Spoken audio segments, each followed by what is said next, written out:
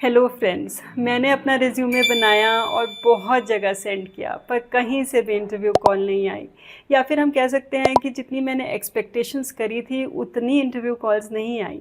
Friends, normally यही होता है, हम अपना एक जनरल सा रिज्यूमे बना लेते हैं और उसे हर जगह भेजते हैं एंड देन वी एक्सपेक्ट कि हमें बहुत सारी इंटरव्यू कॉल्स आएंगी and then we will be landing up in our dream job.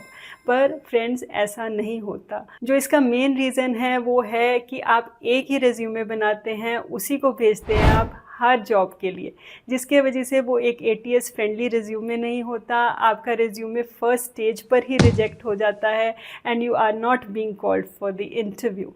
तो यहाँ पर हम करें तो क्या करें फ्रेंड्स? अगर हम अपने रिज्यूमे को जॉब के अकॉर्डिंगली डिज़ाइन करते हैं तो क्या आप जानते हैं कि हमें इंटरव्यू में बुलाने के चांसेस तकरीबन 60 to 70% इंक्रीज़ हो जाते हैं।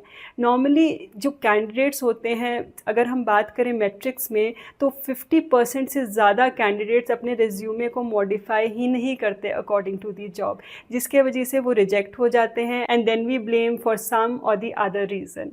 पर फ्रेंड्स, यहाँ पर बहुत मस्ट होता है कि जब भी हम कोई जॉब के लिए अप्लाई करें, हम अपने रिज्यूमे को टेलर करें according to the job description. अब क्वेश्चन ये अराइज होता है कि हम अपने रिज्यूमे को किस तरीके से मॉडिफाई करें अकॉर्डिंग टू दी जॉब ताकि हमें इंटरव्यू में बुला लिया जाए। सो फ्रेंड्स, आज के वीडियो में हम यही डिस्कस करेंगे कि कैसे बहुत ईजीली हम अपने रिज्यूमे को टेलर कर सकते हैं according to the job description so that we can be called for the interview for the maximum number of times. So let us start. अब जो पहली चीज़ आपने करनी है कि जो भी जॉब ओपनिंग निकली है उसकी डिस्क्रिप्शन को आपने एनालाइज करना है बहुत डिटेल में। एनालाइज मीन्स आपने उसको रीड करना है, आपने देखना है कि उसमें क्या स्किल्स मांगी गई हैं, क्या रिस्पॉन्सिबिलिटीज़ हैं, क्या रोल्स हैं। फिर उसके बाद उसमें से आपने देखना है कि कौन कौन से कीवर्ड्स हैं। कीवर्ड्स का मतलब है जैसे कि कई जगह मेंशन्ड होता है लीडरशिप, या फिर कई जगह प्रोजेक्ट मैनेजमेंट, या फिर कई जगह टीम वर्क मेंशन्ड होता है। तो ये सारे होते हैं कीवर्ड्स। इन कीवर्ड्स को आपने ध्यान में रखना है and you just underline those keywords. और कुछ जो वर्ड्स हैं जो रिपीट हुए होते हैं उनको भी आपने ध्यान में रखना है वाइल डिज़ाइनिंग योर रिज्यूमे।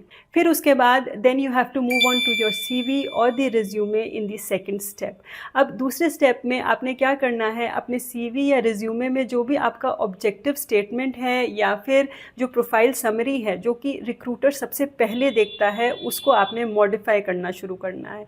आप उसको कैसे करेंगे? उसमें आपने जो कीवर्ड्स आपने जॉब डिस्क्रिप्शन में अंडरलाइन किए थे या फिर नोट डाउन करे थे, उसको आपने इंक्लूड करना है अपनी समरी में, मीन्स अपनी प्रोफाइल समरी में या फिर अपने ऑब्जेक्टिव में। मान लीजिए अगर आप लिखते हैं कि I am a highly motivated professional seeking for job opportunities, तो ये एक बहुत जनरल लाइन है। Instead of this you can write कि you are a data analyst with 5 years experience delivering 25% of growth in whatever field you are working with। या फिर अगर आप सेल्स के लिए अगर अप्लाई कर रहे हैं तो you can write sales manager with 3 years experience delivering growth of about 10% within last 6 months working with this particular firm। So by this way you can modify the profile summary or the objective of your resume or your CV according to the job description. तो अब जब आपने एक बार अपनी profile summary या फिर objective statement को modify कर लिया, then you move on to your skills and experience section. अब जो जॉब डिस्क्रिप्शन में स्किल्स मांगे गए हैं या फिर एक्सपीरियंस मांगा गया है, तो आपने अपने रिज्यूमे में या फिर सीवी में उसको रीऑर्डर करना है। मीन्स जो जॉब डिस्क्रिप्शन में चीज़ें मांगी गई हैं उसे आपने पहले रखना है और जो चीज़ नहीं मांगी गई हैं उसको आपने लीस्ट प्रायोरिटी पर रखना है। तो आपने अपनी स्किल्स और एक्सपीरियंस को रीऑर्डर करना है। तो रीऑर्डरिंग करने के दौरान आप ये भी देख सकते हैं जो इररेलेवेंट डिटेल्स हैं, मीन्स जो जॉब की रिक्वायरमेंट नहीं है, उसको आपने रिमूव करते जाना है। फॉर एग्जांपल कि अगर आप किसी टीचिंग जॉब में थे पहले और अगर आप अब किसी कंपनी की जॉब के लिए अप्लाई कर रहे हैं, तो वो टीचिंग का जो एक्सपीरियंस है वो यहाँ पर इररेलेवेंट माना जाएगा। तो हो सके तो आप उस एक्सपीरियंस को स्किप भी कर सकते हैं या फिर उसको लीस्ट प्रायोरिटी पर रख सकते हैं, क्योंकि recruiter is least interested about your teaching experience, क्योंकि उसको कंपनी का एक्सपीरियंस चाहिए ऑब्वियसली। तो ये चीज़ें आपने थोड़ी सी ध्यान रखनी है कि इररिलेवेंट डिटेल्स को आप रिमूव करते जाएं और जो प्रायोरिटी लिस्ट पर है जॉब डिस्क्रिप्शन के अकॉर्डिंगली उसको आपने पहले रखना है। Now then after your skill and experience section you move on to your achievements. अब अचीवमेंट्स में आपने अपने जितने भी टारगेट्स हैं या जो भी चीज़ें आपने अचीव की हैं उसको आपने देखना है कि आपने उसको किस तरीके से लिखा है। उसको आप कोशिश करिए कि मैट्रिक्स के फॉर्म में लिखें। जैसे कि मान लीजिए आपने लिखा है you have handled sales task, तो इसकी जगह आप लिख सकते हैं कि you have increase the sales by 10% within 6 months by strategic customer engagement. तो इस तरीके से क्या होगा कि रिक्रूटर को पता चलेगा कि आपके अंदर कितना पोटेंशियल है, कितनी एफिशिएंसी है और कितने कम टाइम में आप उस टारगेट को अचीव कर सकते हैं। मोर ओवर आप प्रेशराइज्ड कंडीशंस में भी मीन्स एक स्पेसिफिक पीरियड ऑफ टाइम के अंदर भी बहुत अच्छी ग्रोथ दे सकते हैं to their company. So this will obviously put a positive impact on the recruiter.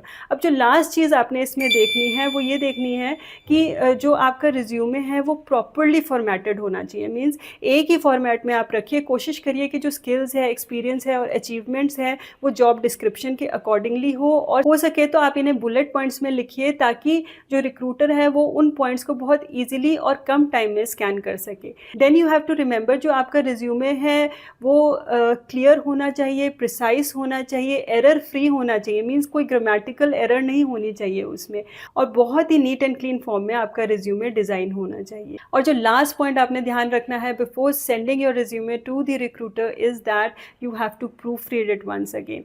आपको ये देखना है कि उसमें कोई ग्रामेटिकल एरर ना हो, कोई फॉर्मेटिंग में एरर ना हो, और आपका जो रिज्यूमे है वो परफेक्टली अलाइंड हो to the role which is been mentioned in the job description. Friends, resume designing थोड़ा सा टीडियस टास्क तो होगा, पर आई गारंटी यू कि ये फ्रूटफुल ज़रूर होता है। तो next time friends, whenever you are sending your resume, please थोड़ी सी आप ज़रूर मेहनत कीजिएगा अपने रिज्यूमे में in order to frame it according to the job description, so that your chances for being called for the interview doubles. So friends, that was all about this video. If you like the video friends, please do hit the like button, share it with your friends, and also please do subscribe the channel if you have not yet subscribed it. Thanks for watching.